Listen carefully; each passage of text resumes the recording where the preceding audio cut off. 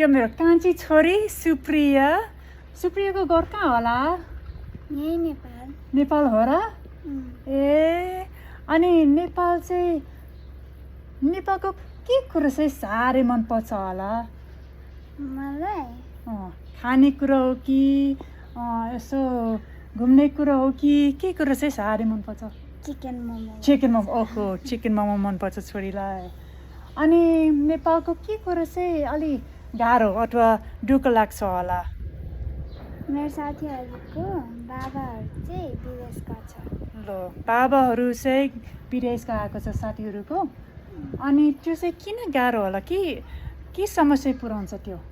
किनभने मेरो साथीहरूको बाबा अहिले विदेश गएको छ र मेरो बाबा चाहिँ यहीँ घरमा छ। अनि बाबा चाहिँ परिवारसँग हुनुपर्छ।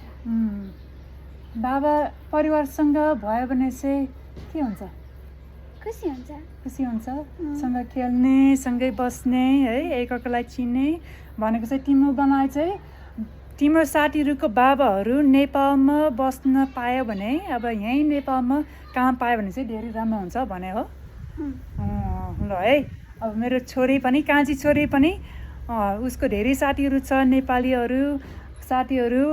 तिनीहरूको बाबाहरू बाहिर गएको छ कामको लागि र उसको भनाइ चाहिँ बाबाहरू पनि नेपालमा आफ्नै परिवारसँग बसोस् ताकि तिनीहरूले चाहिँ आफ्नै परिवारसँग समय बिताउन सकोस् है।